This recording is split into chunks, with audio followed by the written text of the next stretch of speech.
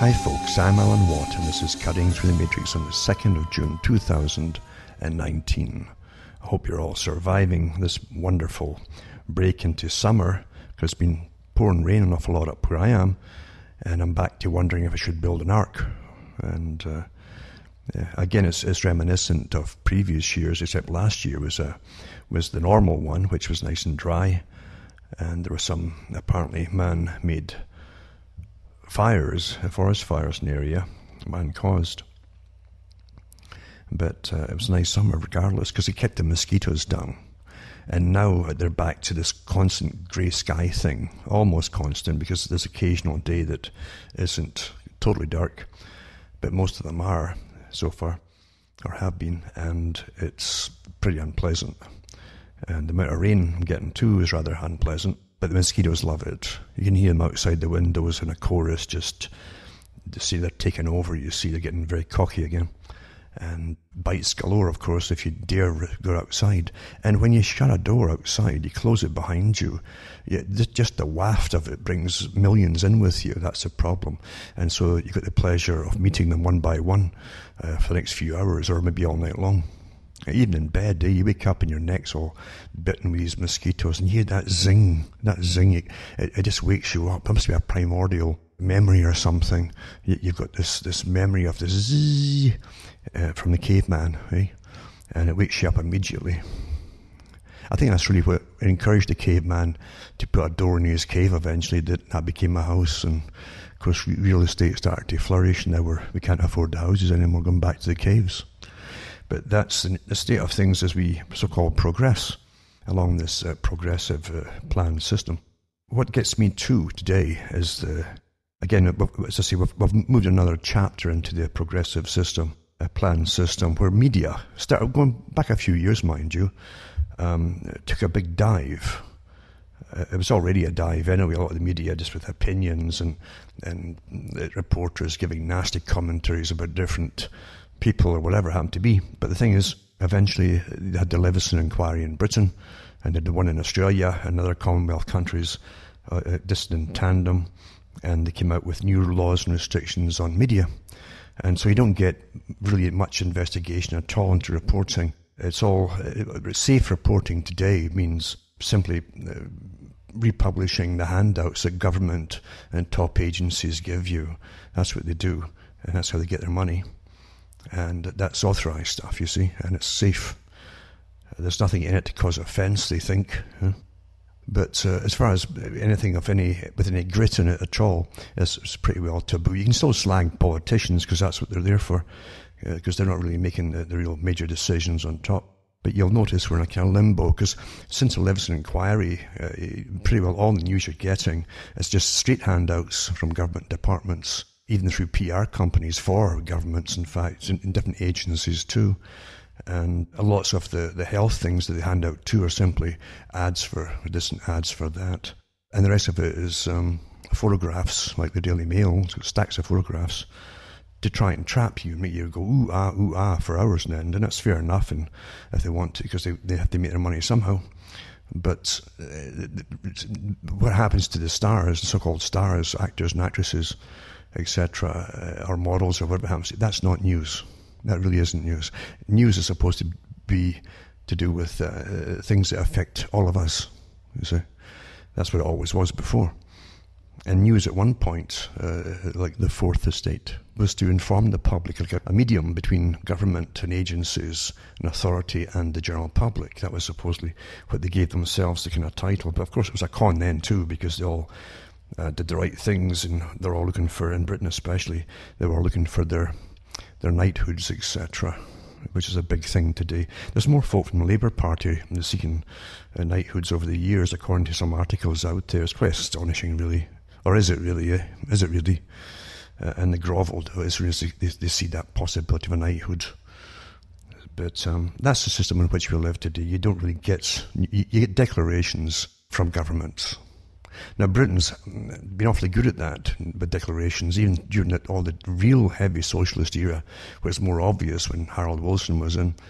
And you could tune into BBC radio and listen to the Department of so-and-so, and the Minister of Agriculture has declared blah, blah, blah, and the Minister of Fisheries has declared blah, blah, blah, and they can tune into Radio Moscow, and you get this exact same format in English, because they had an English version, and you swear it was all coming from the same place. But mind you, after the so-called abandonment of the Soviet Union, you found so many of the radio hosts in Russia had been trained and enabled by the BBC, which again puts a bit of a farce in a lot of the agenda that we're given. But today they're back on the same role again. There's occasional declaration here and there, but you have to really search for it. They're not going to hand it out to you happily, because they don't want you involved in anything. Remember, a democracy is supposed to be informed consent for the public to accept anything. So it's a nice joke, I know that, but it's, the intentions are there, I suppose. They're nice intentions, but it sounds nice. But in reality, they don't want public inputs when there's some laws coming up or something to be debated in government, because then you get immediately, hopefully, more so in the US, of course, the citizens' organizations immediately wanting some inputs and at least some output from what they're up to. That you could stop, or hopefully, or sway something or alter something that was going to get put upon the people. But nowadays, you only find out about things that have happened often after the fact. They don't want your input, therefore they don't tell you.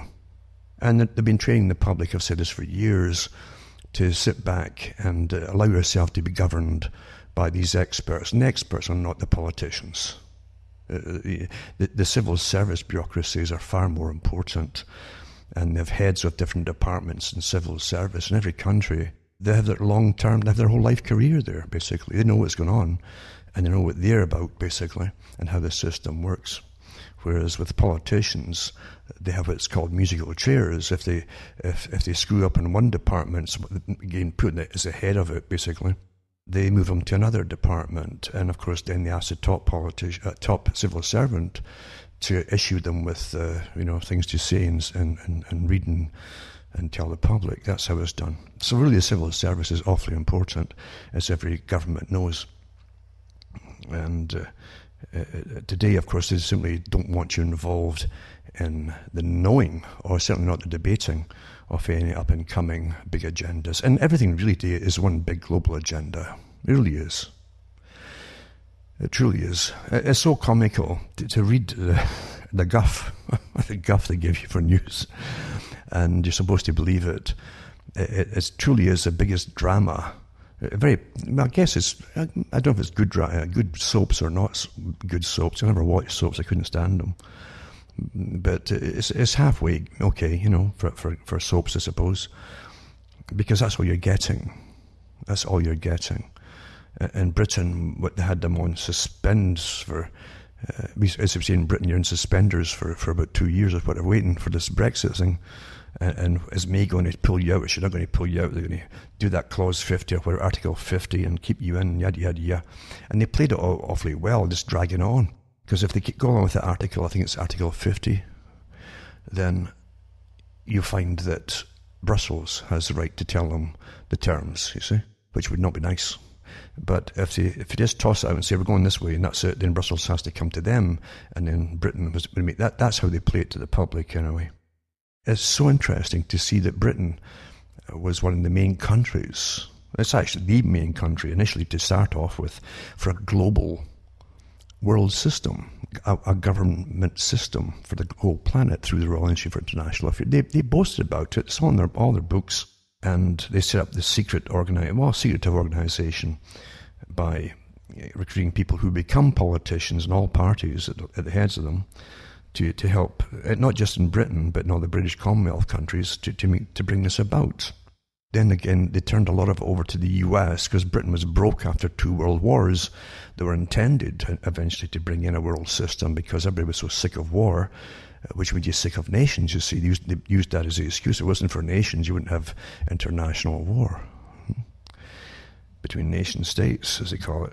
So the wars were awfully good, but they didn't get the global system. They did get out of it, though, the secretive arrangement for a united Europe, and out of it, too, they had the American Summit Group, and in the free trade negotiation, that became the NAFTA, and it's now the new name, but it's the same organization exactly. Nothing's changed for the Americas. So That was all part of the old plan before they even had World War One. It's documented. It's not conspiracy stuff. It's all documented by the organisations themselves, and books put out to the top, not just by Carroll Quigley, but many members belonging to, say, the CFR in the US, for instance, and even for the Fortress America group that came out in Canada and States on behalf of the CFR by the head of the CFR at the time. That was Lloyd Axworthy, I think, and he had been the Deputy Prime Minister of Canada just before that. And they came out as the CFR, talking about the need to integrate all of the Americas under one system. So we continue with it all, of course, and now they'll be using climate change and everything else you can dream up, bogus enemies, etc., to bring it all about, including the very old agenda, going all the way back, probably even before Thomas Malthus, to do with population reduction. And as they well know, of course, but facts don't matter, they well know that the more employment people have, with a decent wage, etc. And true enough, just like Charles Galton Darwin said, they can be enticed to have a motor car, he says, as opposed to having children. So in other words, the materialistic benefits will make them not want to have so many children. And that has been awfully successful, as we know, in the West. And coupled with the mass promiscuity agenda, the more you stay single and have lots of sexual partners, then the less likely you are to have a permanent one and nor want children. So that's been awfully successful too. This is all by design. I hope people understand it. It didn't happen by itself, because instinct is very, very strong. You're born with these instincts. And of course, the mating instinct is what preserved humanity. If you don't live in a tribe where the whole tribe looks after the children, then, in the Western countries certainly, it didn't to that extent. Even within tribes, there's had families, because the whole tribe can't afford, in a moneyed system, you can't afford to take care of the children. So it's up to the individuals who have the children to take care of themselves. So that's what the family always was for. But in the welfare system and in the socialist system, the idea was to wean it off that. They'd actually said that in all the writings at the top, that if they could just, in psychology, if they could just train the public to have sex and not to have bonding. The bonding, that's their main enemy. And so the more sexual partners you have, and the more it's promoted in a sexual cultural, meaning entertainment system, then the less chances you have of permanent bonding. And even if there's something there to begin with in a couple, if you're watching television, you're going to be awfully unhappy with it. But it doesn't matter who your partner is after a while, because it's meant to make you dissatisfied. In fact, everything on television with commercials is meant to make you dissatisfied with everything you presently have. That's the whole point of commercials. So you get that particular thing that's missing in your life. Obviously, it's that chewing gum or whatever it is, and your whole life's going to be just hunky-dory. So you've got to be unsatisfied or dissatisfied with whatever you have at the time. And that's how simply it is to work. It works awfully well. So as I say, the targets are obvious. It's been very successful. And then the promotion of single-parent families and housing too. I think Tony Blair really revamped all of that because they wanted to encourage women to have just children if they wanted children, but don't have husbands. There's even articles out now, in fact. Again, the same articles by an expert here and an expert there, who've always got books out, of course, telling you that single women are much happier and live longer than married women. And of course, they don't give the statistics to show it. But then that's how it's done, isn't it? Who needs real, true, checkable facts when you're promoting an agenda? Everything's like that, isn't it? It's like the spraying in the skies. You're not supposed to ever notice it. And they even had all these, whenever you find anything to do with scientific fact and observational fact, like when in 1998 in Canada, when they really, in Ontario at least, they were started spraying the skies daily. And it was so obvious, and they were much, much, much lower when they were doing the crisscrossing back then too. It was like walking into a sci-fi movie at the time. That's what it was like. It truly was. It was perfect checkerboard pattern, but so much lower. Wide trails because it was low. And you weren't supposed to notice. And most folk, and it would surprise me, I talked to a few folk that day and pointed out, and say, oh yeah, yeah. But they won't take anything as startling unless, because they really do think, as Zbigniew Brzezinski said, that the media and the news is there to do the reasoning for them. And if you're not told to beware of something or to be on the alert or the lookout for something, then obviously it's not very important. That's how simple it is to do outrageous things in the public, and they're completely oblivious of it. They will if they would it should have freaked them all out. Something in your environment changes instantly like that. You've never seen it before. It wasn't a few trails. It was literally from horizon to horizon. These big, thick. When you put your arm up in front of you, these trails were so low, they're as thick as your forearm. As your forearm would be from your eyes. And it was freakish. It really was.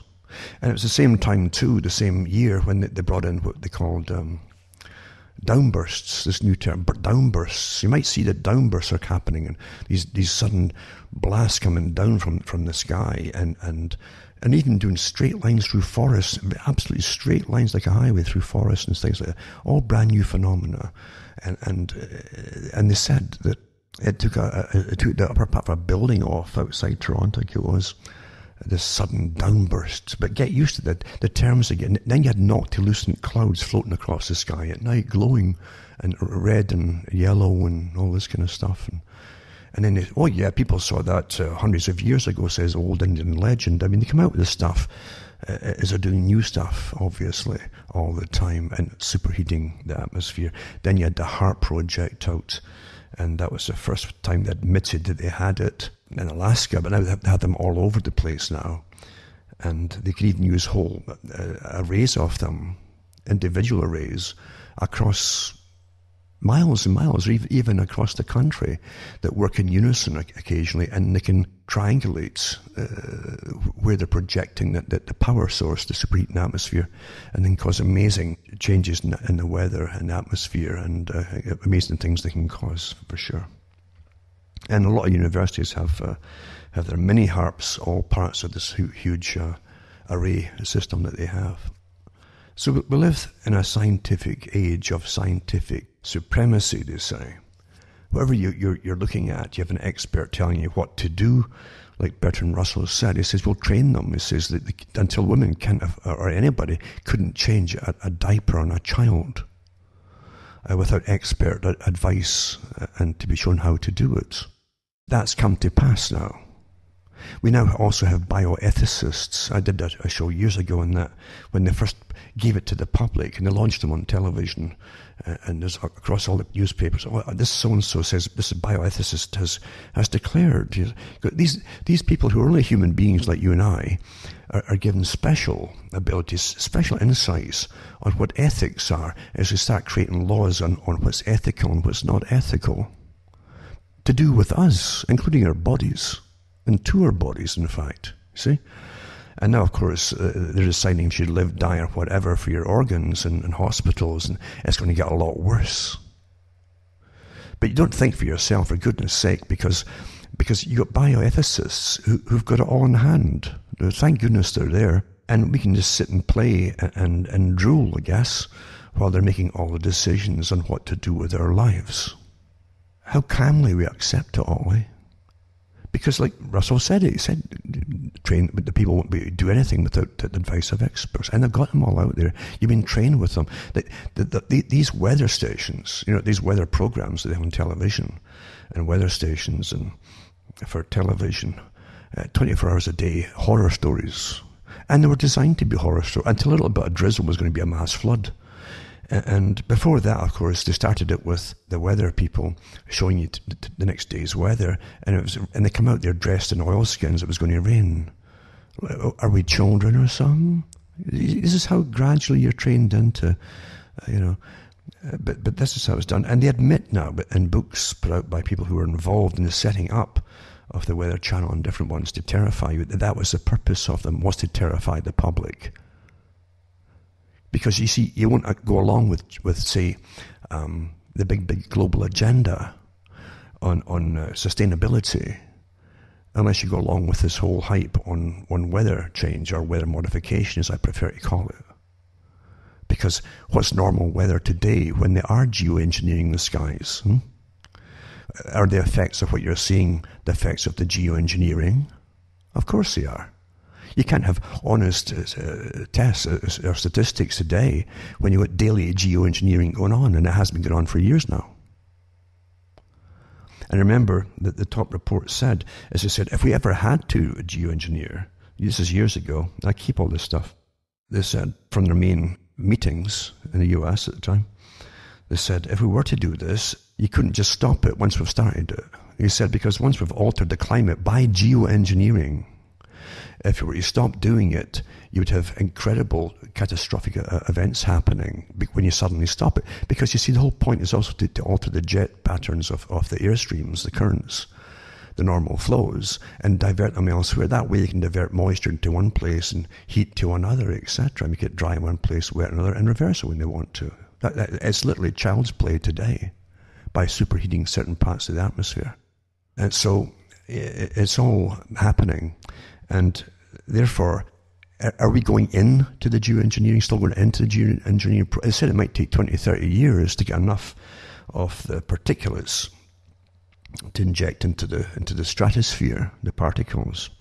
It might take 20 to 30 years to get a loading dose up there that would stay there for 100 years. So are we still going into that phase, which is making the incredible things happen already? Are we coming out of it? See, they won't tell you anything because it's all secretive. You're still supposed to think that they're still debating whether to do it or not, even though they admit they have been doing it in other papers at universities. It's a sad thing in this world where people truly tout what they think is fact, that they're free in a democracy. When you're run in pretty well absolute secrecy. In fact, you're run as children. Don't frighten the children by telling them unpleasant things of what we're going to do. They might not like it, so they might stop us by protesting. So just don't tell them anything. And that's what it is. Meanwhile, you can get the bust dimensions of some movie star every day there, and you probably see the bust, in fact. But the fact that this is not news. The real news you're not going to get. And what you are getting is a kind of downplayed version of what they're already doing. It's sad but true, isn't it? We know this. We know this. And then you go into, and how quick people forget things too. You're so overloaded with data and bits and bytes and dribbles every day from all sources, and you won't remember much of it at all. That's why they overload you with it, especially the 99% of it is irrelevant data. It truly is irrelevant. And the stuff that you should remember, or you'd hopefully remember, is put across in all this stuff like a needle in a haystack, so that you pretty well have been legally informed, but you won't remember consciously. Or if you do, you say, oh yeah, I kind of vaguely remember. And that's how it's done. So the pretense of democracy can be kept going along. Now I'll put up a link from a few years ago, actually, to do with climate geoengineering governance, a research project from the UK, and it's from Geoengineering Governance Research, and you can have a good read at that too. It's got a lot of links. There's even stuff up on YouTube from big world meetings and things like that. If you are interested, most folk aren't interested in these things because they're trained out of really caring. They've been trained to believe they're being governed well, and these special invisible people above who are just so incredibly and brilliant, you see, are managing you all, and it's your place to be down below and just play and enjoy yourself and watch the movies and stuff like that, party. And that's how you're trained, isn't it? And they have world agendas to do with well-being. And I've mentioned some of them before, because you see, under austerity programs, and that's what they are, for sustainability, you're being trained. It doesn't matter if you don't have much of what you think you want. If they can reshape what you really should have and make you want that instead, be happy with it, then your well-being goes up, and it's going to be all nicey good then, you see. They're there, and that's how it's done. And I've read these articles too.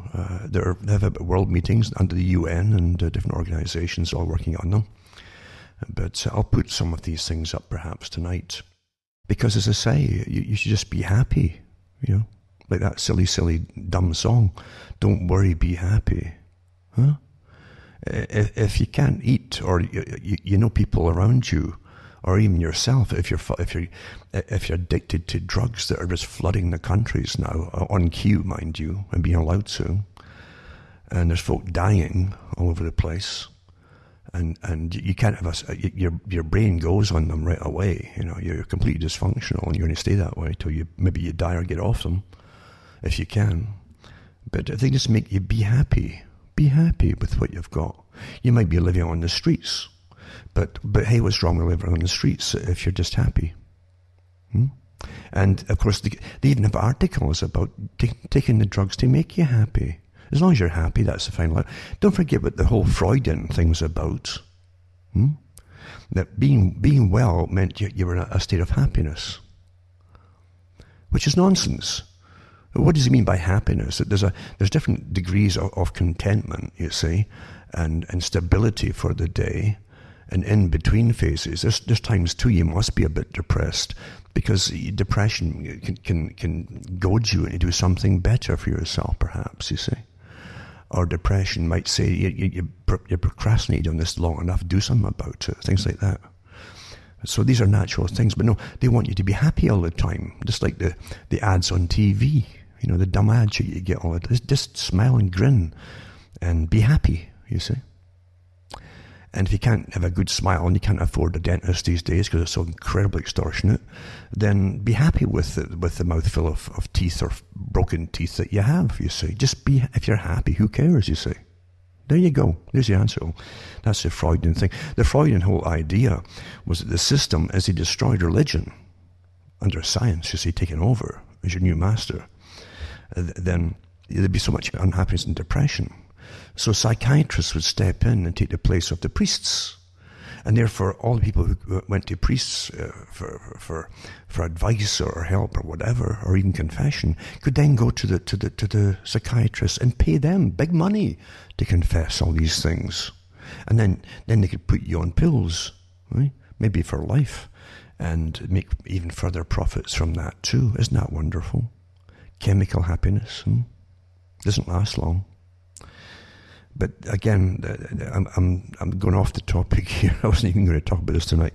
I just wondered about how folk are perceiving this new reality they're in. Have they adapted quickly into it with the nonsensical a million photographs per newspaper, but no real stories, and definitely not stories that matter?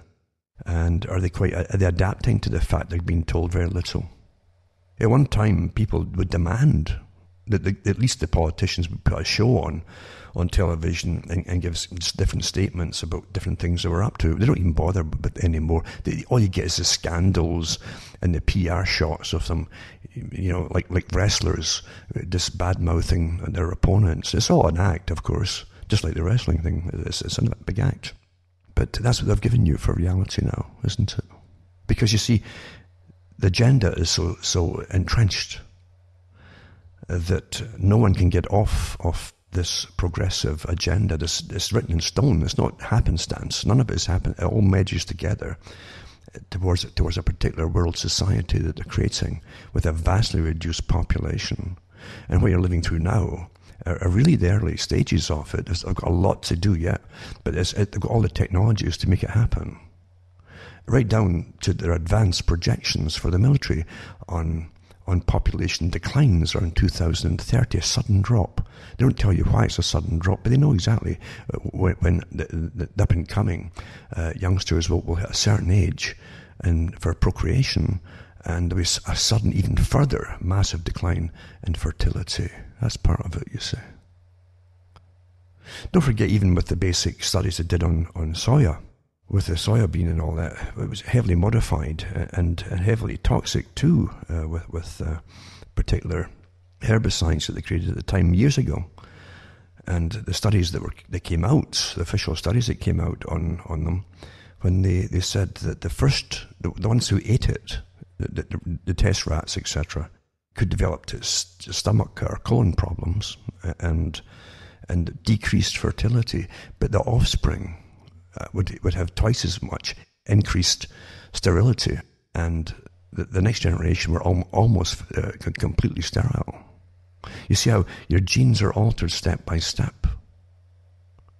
This is a big breakthrough for them too, because you see, when you went to biowarfare and you study the terrible things we were working on during World War II, they looked at different programs for extended warfare on different, they might last 20, 30, 40, 50 years, or almost a permanent state of warfare like was envisaged in George Orwell's 1984, you see. Well, how do you, over a long period of time, win that war, protracted war? Well, you make sure that you must get to the young, fertile group who are even babies, because eventually they're going to grow up and produce more children, you see. This is widely discussed in all military colleges. Even today, it's standard stuff. And some of the conflicts in Arabian countries or Arab countries, that you'll see lots of documentation on how to bring them down over a long period of time by using different techniques. Of course, they don't tell you all the techniques they're going to use, because they probably will be using them on us all, actually. But it's quite fascinating when you see it all happening, after reading it from about years and years ago, and it's all happening across the planet, but mainly in the West as we go down with fertility. Whenever you see things like that, and you get all the different, it's multifactorial. You've got plastics, of course. They made it popular to drink bottled water. Why do you think that was? Until you hardly see an ad or even things in movies without the main characters drinking from bottled water with this soft plastic, the worst kind you can get, for bisphenols, which are awfully good at causing reduced sperm in the male, for sure, and many other hormonal factors in male and female, hormone disruptors, and mimickers too. Then you get this one here too, eh? A recent study that tested both men and dogs added to concerns. I guess that's how we're lumped in now. If you're men, you're equivalent to a dog, but both men and dogs added to concerns that chemicals, and it's true enough, eh? We're the most hated species at the moment, that chemicals in the environment are damaging the quality and quantity of sperm. It says here, surprising new research into dog sperm has reproductive biologists concerned about the fate of their own species. So the dogs are afraid of their fate, their own species, I guess, the way they word it here. Anyway, it says, in a March study, scientists at Nottingham University found that two chemicals common in home environments damage the quality of sperm in both men and dogs. The culprits implicated are diethyl hexyl phthalates, used to make new plastics more pliable, and polychlorinated biphenyl 153, found in older plastics and electrical equipment. Companies stopped producing the PCBs in the late 1970s due to their health risks, including a possible increased risk of cancer, hormone disruption, liver damage, and behavioral or cognitive deficits in children exposed to chemicals in utero. But that's a big one too. But the chemical persists in the environment. So another study out too, this one from Nottingham, without the sheriff, of course, but it says the study is just one in a mountain pile of research indicating that the quality and quantity of male sperm is on the decline. Well, it's been on the decline since about the 70s, steadily, but this is a further bang again.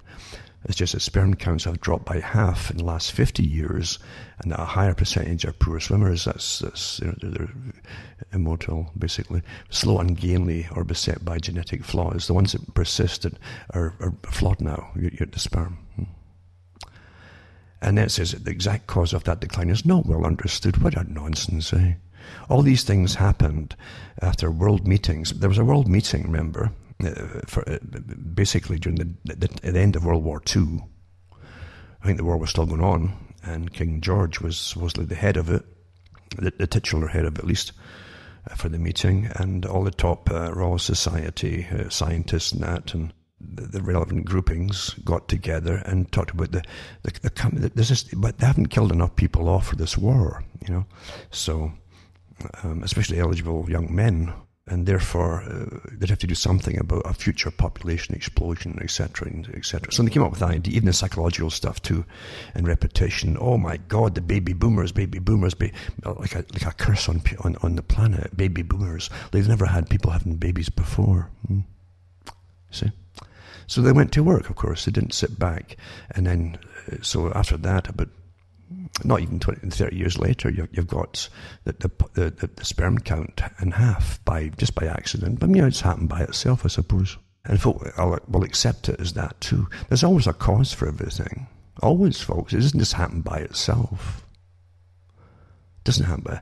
If you get up in the morning and your left leg doesn't want to follow your body, there's a cause for it. If you just accept it as some new normal, then good luck, But it's the same with everything that happens. There's always a cause for it. And the problem is today we're getting taught just to accept things. Just be happy. Be happy. You can still have intercourse, maybe, you see, with chemical aids and stuff. But the fact is, you won't produce children. And if you do, there's ways you can get rid of that problem too. Folk just don't get it, eh? They really don't get it. That the big authorities out there that are managing the population count and all the rest of it don't give a darn about you.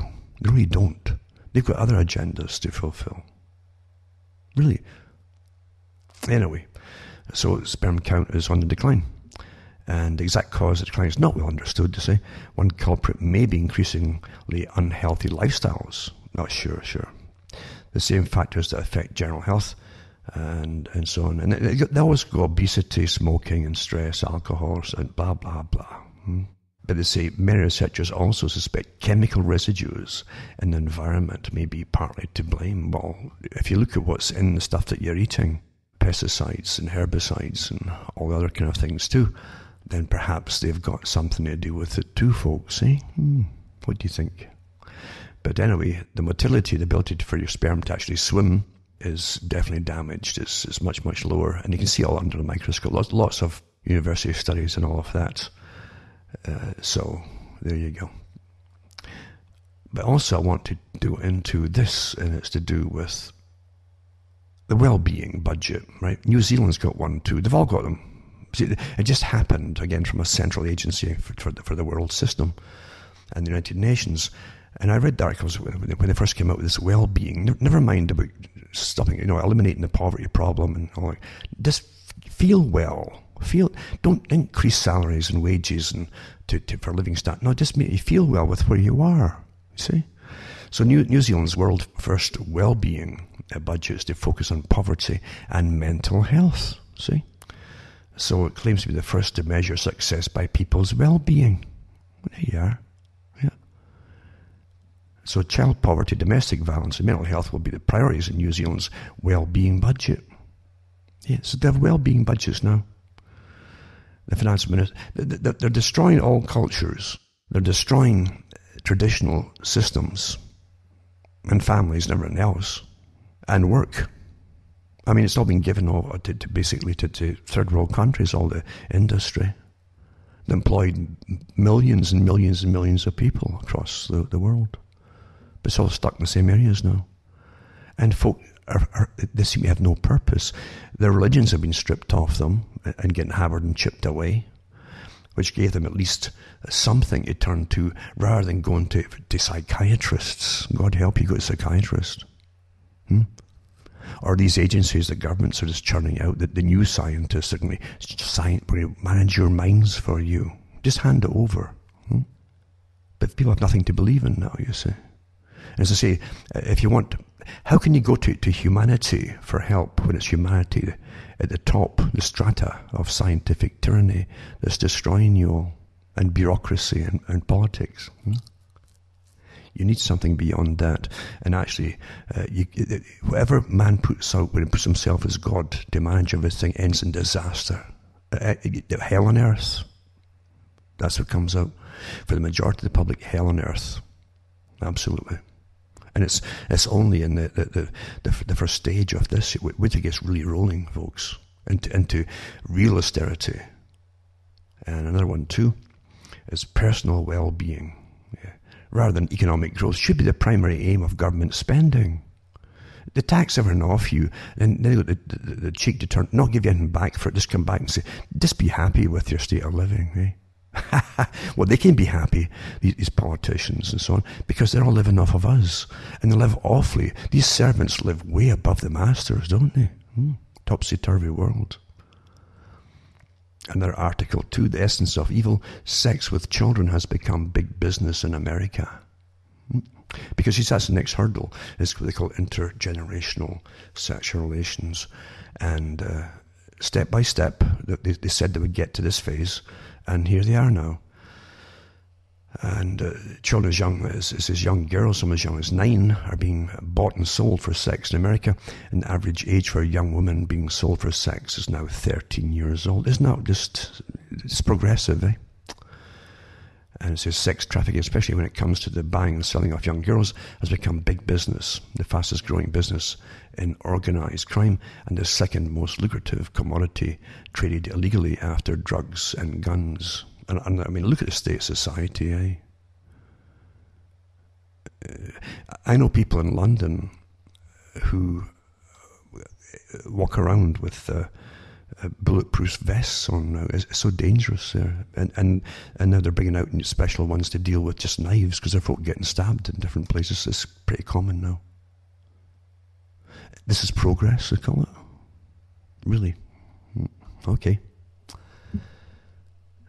Excuse me if I don't agree with you. So I'll put these links up. And then there's another. And here's the answer to the, remember all the grooming of the children and stuff in Britain and elsewhere in Europe, and you're not supposed to talk about now. And it's true, isn't it? And the government's told the cops to lay off the grooming gangs, etc. in Britain for years. Thousands of people have been destroyed forever, these children. So they get the unions to go forward under a supposedly good cause, you say, without thinking it through where it's supposed to go. Decriminalise sex work to protect us from crime, prostitutes say. And the English Collective says laws forcing women to work alone expose them to violence. Well, that's where prostitution always goes. So you got an English Collective of prostitutes. I already last week put up some stuff from areas in England that were officially the trial areas for legal prostitution. And they're still falling down dead with syringes stuck in their arms and stuff, and they get disease and alcohol, and they're dying, of course. And then they're fighting each other for their area, for their But anyway, this one up here too says it'd be better just to make it all legal. Then all those really amazing. You see what's going to go. If they make it legal, and then the next step is let's legalise young children, right? From the previous article, let's just legalise that and make children that are precocious, they know what it's all about, and make it legal for them to have sex too. And then they have government pimps managing them. See, why not? If your government's already the pimp or your drug pusher, your government now, then why not just? Do you understand what's happening here? And this is not happens. It's not stupidity either. This is an agenda. And then they bring in the nurses in Britain, right? Royal College of Nurses, the union and all that, vote to back decriminalisation of prostitution. So there you go. Get them on the act as well. But they don't think it all the way through, do they? They really don't. They really, really don't. They don't think where it's all meant to go. And that's the beauty of collective organisation. Bernays said that if you want to, he said to the big marketers, don't go door to door trying to get people to back whatever you're selling them or changes or whatever it happens to be. Go to the heads of organisations, including ministers and priests or whatever, and get them on board with you. And we saw all that happening. It happens all the time. They're all on board with the green agenda and the eco this and eco that, and before you know it, they're all pushing for having less children. It is beautiful how it works, isn't it? Bring your flocks to us, you see. So here's the College of Nurses, and they really don't see where it's going to go. It's already hell, but it's going to be a worse hell once you legalise all this stuff. And then you get all the real grooming gangs in action and stuff, and they'll get their licenses to operate, and there you go.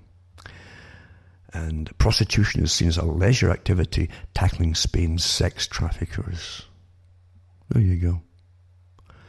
Big business, etc.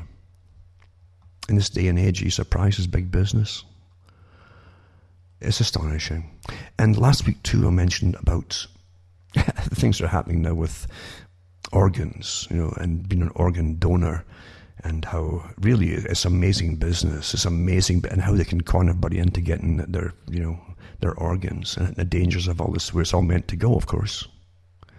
And will you even get treated in a hospital, or are they going to bring you back into on your feet and get you walking, or are you more lucrative to them for your body parts? You better start thinking about it.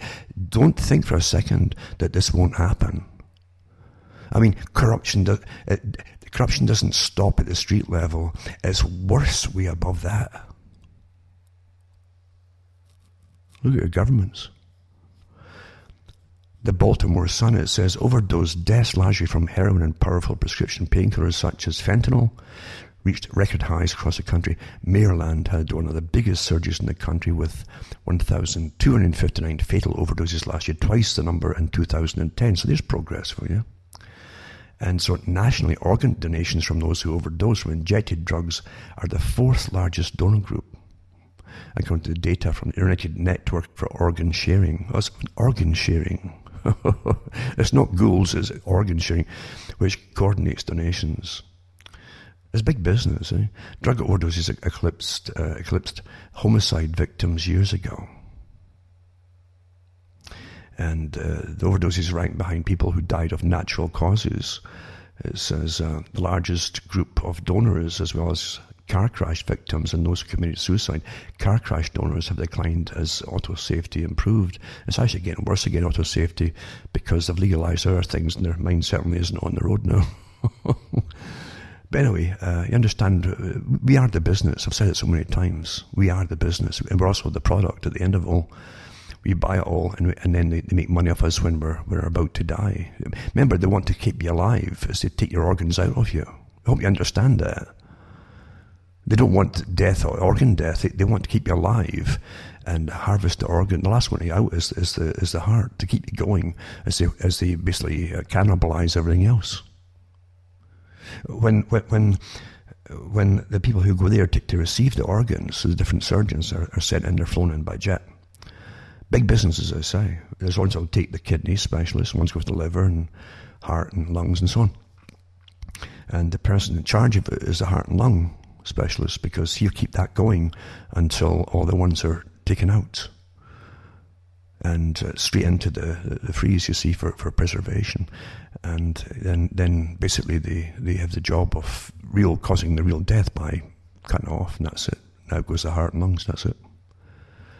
That's how it's done, for those who don't know. It's big business.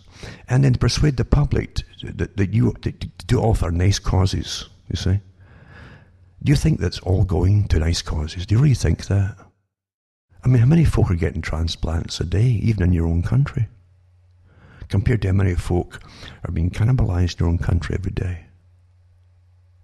Anyway, as death tolls rise, opioid crisis makes more organs available for transplant. This is where it's going, you see.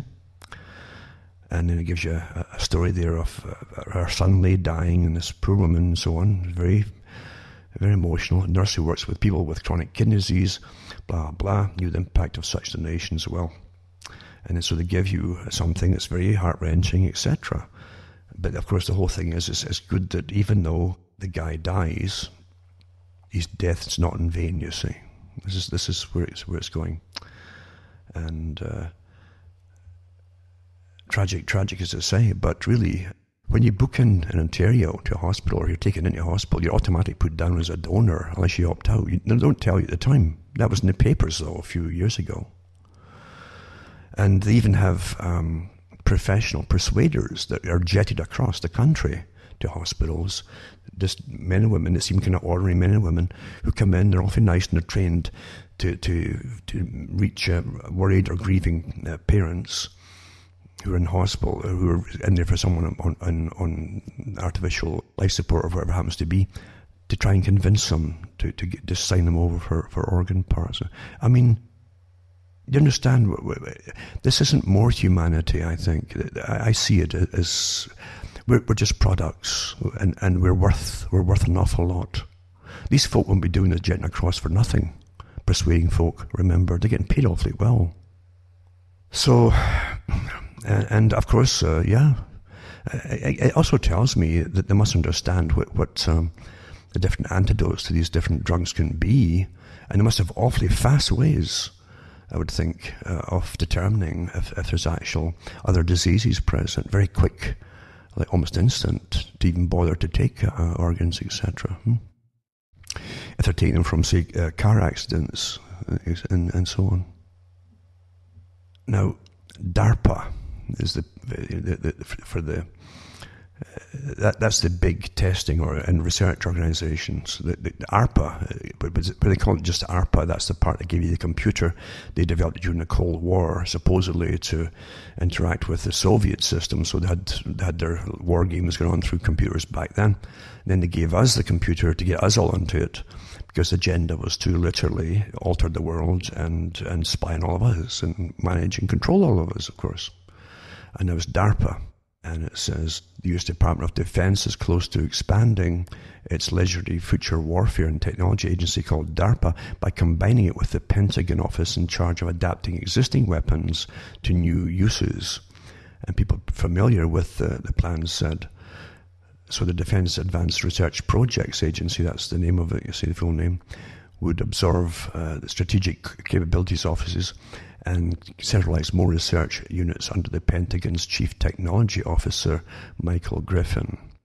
Now, in the past, they put out a wonderful story. We created a chip that can implant in paraplegics, and they can actually type on a computer, which is just with their thought. So, see, you understand that this warfare outfit puts all these wonderful things out to help people, because you know that peacekeepers today are warriors, dressed like warriors, have always been with grenades and weapons and so on, right? But they become peacekeepers. And DARPA, this wonderful organization, the Defense Advanced Research Projects Agency, they give you all the advanced warfare stuff, is there to help paraplegics and stuff. And you see, you've got it all wrong. You keep thinking bad things. You must be paranoid, thinking they're there to actually do warfare kind of stuff on the world, Get with the program here. So the combination would end an experiment with SEO that began as an attempt to adapt to future threats quickly with less bureaucracy, it says here.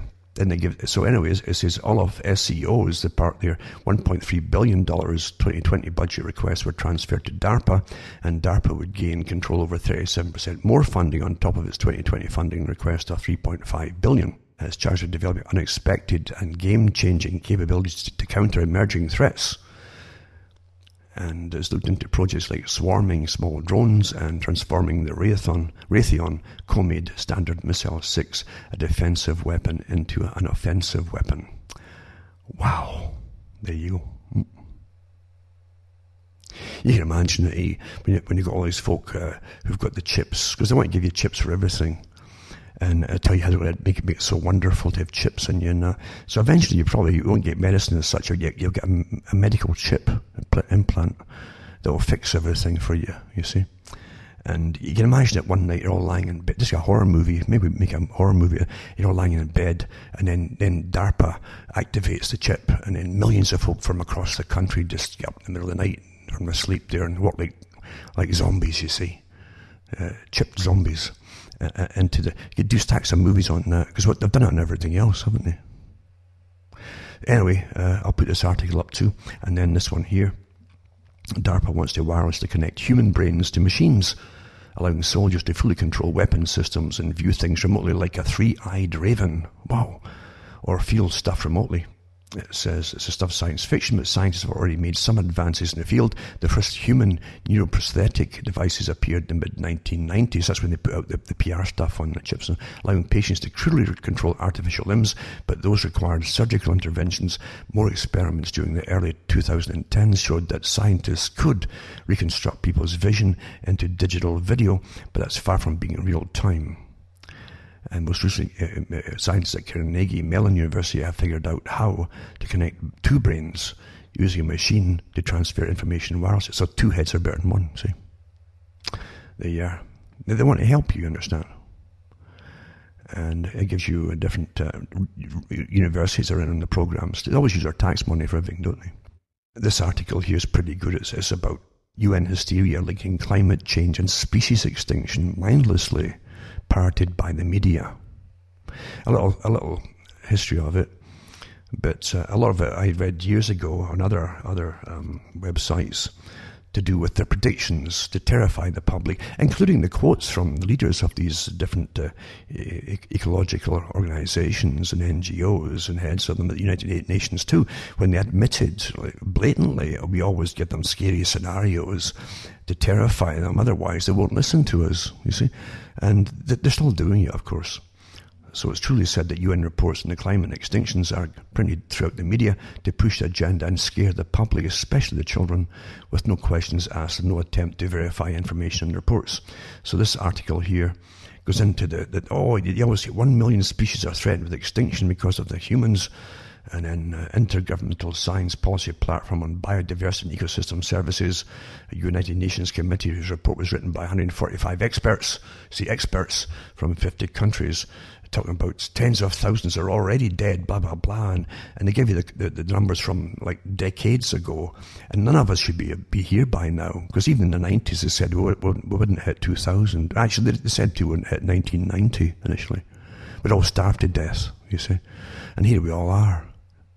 And all the other scary scenarios too. And they're still at it. And then Prince Charles came out years ago and said, you've got 100 and odd days to live if we don't change it right now, you see, the way we live. And of course that came and went, and the royalty's still getting married and having children and so on. It says UN predicts disaster if global warming is not checked. 1989, senior UN environment official says entire nations could be wiped off the face of the earth by rising sea levels. That's why I bought a snorkel. A big long snorkel, just in case, if the global warming trend is not reversed by the year 2000. Coastal flooding, crop failures, eco-refugees would happen, blah, blah, blah. That was from the United Nations Environmental Programme. Terrifying scenarios, eh? And then they said that there are 3 trillion trees on the earth. Yeah. But they're disappearing fast. It's interesting, they keep giving you different studies, but obviously they've got people going around counting them all, eh? A study led by the Yale University researchers found that there are over 3 trillion trees on Earth, but they're disappearing at an alarming rate. It found there are around 3.04 trillion trees on Earth, or around 422 for each person on the planet. The number is a huge increase in the previous global estimate, which was just over 400 billion trees, see? And that's, they played that one up before too. There's 400 billion trees on the planet, now it's 3 trillion. It's getting more than rather than fewer. So we've been told that humans and CO2 are killing oceans, so now they only estimate there are 3.5 trillion left. That's what they're saying, right? That seems to be an odd definition of dying. I'd say so. There you are. And how many fish live in the ocean? According to the best estimates of the scientists, it gives you 3.5 trillion fish currently living in the ocean. I guess they've got someone to go around counting them all. And it says, then there were all those looming disasters projected by scientists on the first Earth Day almost 50 years ago. That's why it was created for the Earth Day, right? A quick summary, we would all be dead by 1985 to the year 2000. And it says we would be out of food by 1970 or 1980s. And during the 1980s, 4 billion people would die, including 65 million in the US. And by 1980, urban dwellers would have to wear gas masks to survive. And soon none of our land would be usable because of too much nitrogen. And the rivers would be out of oxygen, and freshwater fish would all be gone. Oh my God, the sky's falling, eh? And by 1995, 75% to 80% of species would be gone. And back then, but mind you, the first bit out with an ice age, they'd banked on a coming ice age to terrify us all, to give up all our rights, so the experts could manage us, you see, for depopulation and austerity and all. But it didn't work out, so they turned to global warming. And now they just settle on climate change because they try to cover all the bases. And this was the worst winter I've seen up here since I've been here, this winter past. Anyway, it lasted over half the year before the snow was gone. and we're going to have an ice age, but the Earth would be 4 degrees cooler by 1990 and 11 degrees colder by 2000. That was initial, when it's going to come in ice age. But this article is just full of all the quotes from all the different associations and organizations to terrify you, including, of course, naturally, Paul Ehrlich, who gave you the population bomb, because that's the real agenda, is to depopulate the planet. How are you going to do it? Well, terrify them, and you kind of have all these children who are just consuming and creating pollution, you see. There you go. And it's interesting, Paul Ehrlich and his wife was on the actual board of the Club of Rome, eh? They came out with the agenda. It terrified the public because it's only to do it to give them scary scenarios, etc. And man would be the enemy of the planet, and that would fit the bill. Well, that's what they came up with. Never change. Big agenda, global agenda, and all the world's elite are in on it, folks. Yes, they are. The big club is in on it. And you're the cause of all the problems, apparently. You see? And I'm not going to change it just for you, little old you. You might think you're important, but they don't. But it's just astonishing, isn't it, that the nonsense we get fed, for a big agenda, a big global agenda. Another one here, too, is 1 million species threatened with extinction because of humans. Not 1 million in 1 million, exactly. 1 million on the planet's 8 million species. It's astonishing. Everything's like, when you come to the States or Canada, you would find towns, and you'd always find an even number. Everything ended up with 00 or whatever for the population on a signpost going into a place. I said, my God, there's population planning for you. Well, here they are, you see, with 1 million species, 1 million exactly, threatened with extinction because of humans. And it says here that the global rate of species extinction is already tens to hundreds of times higher than it has been on average over the last 10 million years. This is the oldest counter we've ever had, this guy that counted them all. According to the Intergovernmental Science Policy Platform on Biodiversity and Ecosystem Services. Here's a mouthful for you. See, that's very important with a big long one like that, eh? I'm impressed, aren't you? A UN committee whose report was written by 145 experts from 50 countries. There you go. Species extinction. And the actual number of species in endangered species appears to be 3,000. So why are we told that 1 million are endangered? But when you go into it, there's only 3,000, it says. And even then, it's iffy. So endangered species, once they're gone, there's no bringing them back. Currently, more than 3,000 species of animals are considered endangered in the United States. Well, what happened to that 1 million, eh? What is it here? You see what I'm saying? And their own policies, they tell you one thing, but you go into to go and look, it's only 3,000. And even that's iffy. It says the US, the Endangered Species Act was passed in 1973 to help with conservation efforts, but there are now 3 times as many endangered species as there were just 10 years ago. If you look at the number of species that have gone extinct since the last almost 120 years, they say it's 477, or around 4 a year. This author said, I'm sure most of those started going extinct long before the fossil fuels could have caused the problem. So 4 species per year, and the UN puts out the prediction of 1 million, and journalists like puppets just print this as fact, really.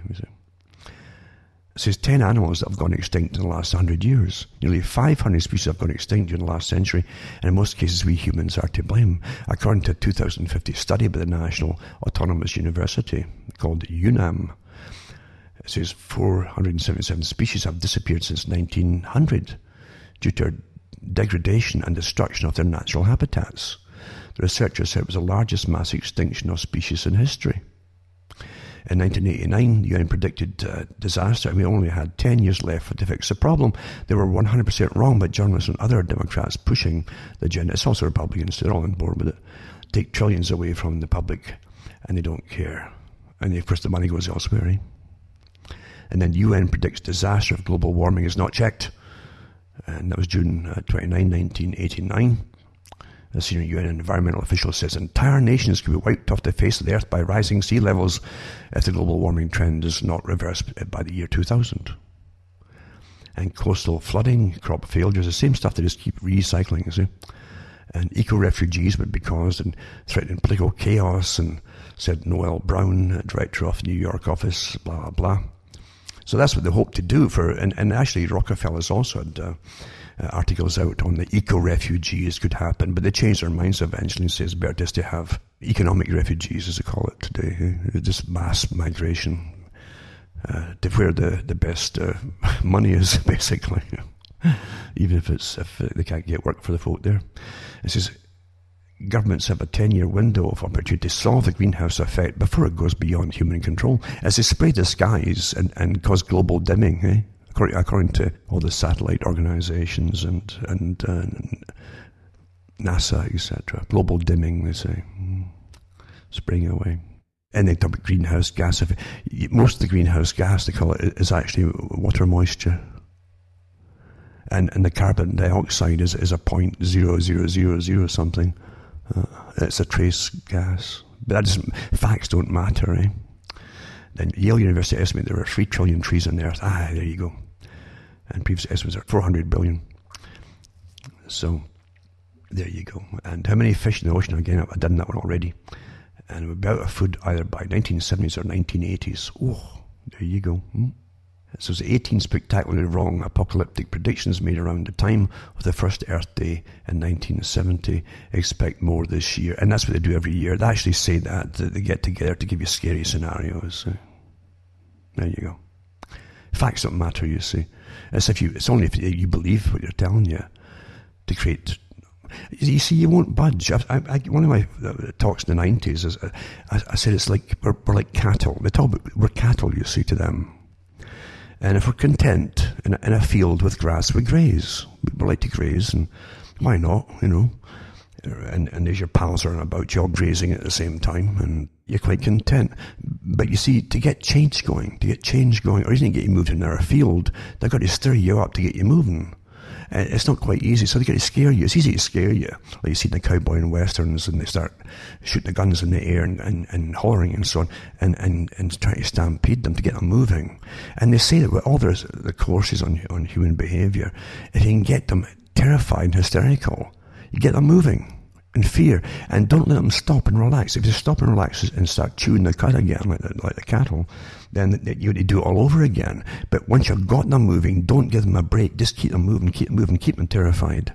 And this is the agenda towards planned change, step by step over so many years. And it's all still happening yet. It's worked awfully well. I mean, repetition is astonishing how well it works, isn't it? Repetition. And the folk just go on and on with it from 1,000 sources until they start spouting it themselves automatically. It's all understood in psychology, of course. But that's the world in which we live, eh? And all the stuff I mentioned tonight it was nowhere about where I was going to talk about at all. But it just came out that way because I realised that the stuff I was going to talk about would probably take me a couple of hours anyway, as I was prattling on there about the scary scenarios. But that's how we're managed, folks, and most folk haven't got a clue, because do you realise the basket cases we would be if you were trained at an early age into reality that the people above you are not there to help you at all. It's like a horror movie when committee after, like a whole pyramid of committees above you in organisations managing your brain and managing what they want you to believe in all the thousands of topics and programming you to make sure that you go along with all. So in other words, these people are not superior to you. They're not benefactors. They're a scientific tyranny, exactly as Lord Bertrand Russell said they would bring in. And he wrote that in his own book in the 1940s, I believe. He said that there will always be a tyranny. He says we can bring in a tyranny. And at that time he was talking about, you had the Nazis of Germany in World War II that affected naturally everybody. And before that, and during the World War II and afterwards, it never stopped, was communism, the Soviet communism, of course, and the Soviet bloc countries that came out of it. And in the Cold War, of course, that came out afterwards too. But they saw these mass movements, and they were really encouraged of how the Soviets, for instance, could manage many countries within the Soviet bloc and make them obedient. Mind you, they used terror techniques and everything else too to create a new type of humanity, an obedient society with as less kickback as possible. It was all big experiments, you see. And then they blended the two together. And everything was learned during the Soviet techniques were used today. They blended the two systems together. And that was what the Rees Commission came out with back in the 1950s in the United States by Dodds, Norman Dodds. The Rees Commission came out with all of that. They said they'd blend eventually seamlessly the Soviet system with the Western system, blend the two together, and that would be the new system. Well, that's where we are, folks. If you haven't figured it out, that's what happened. And that's, of course, was what the foundations that were owned by the big, well, even I mean, for instance, the Rockefellers, remember, too, and the clique they belong to own the banks, which are the U.S. Treasury, the national banks themselves, Banks of America. And they own the top industries too, was to grab all the big industries that folk would need to live in, which they did, and then create the big foundations and manage all the NGOs and education. You got to get a unified, universal education or indoctrination, you should really call it, for an obedient global citizen, and that's what you got that too. Doesn't mean that it's factual, that what they teach you to believe is facts. It's only important that you believe it's a fact when you're brainwashed with it, because they're looking at you to see if it's worked on you or not. And if it's not worked on you, they're going to pull you in and tweak a few screws in your brain there to make sure it works properly. And properly to them means your indoctrination is moving and running you. They always talked about re-education camps in Soviet or communist countries. They still have them in communist countries, and they're very, very real, to bring you in, to make sure that you'll say the things you're supposed to say, and you will not say the things that you're not supposed to say. We have it here now, as you're being trained and trained and trained on the use of vocabulary and certain words which are going to be taboo. And then the words which are taboo then lead to topics that are taboo, until they gradually thin out all the things that are maybe obvious to you as they introduce new things that are going to upset you, and then that'll be taboo as well. That's how it's managed. That's real neuroscience and psychology and behaviorism in action. You're a specimen of it today, folks. So for those who don't get freaked out with scary scenarios and who understand it all and who have kept their brains above water with big snorkel poles in case it gets flooding, I'm Alan Watt from Ontario, Canada, and it's good night. So may your God or your gods go with you.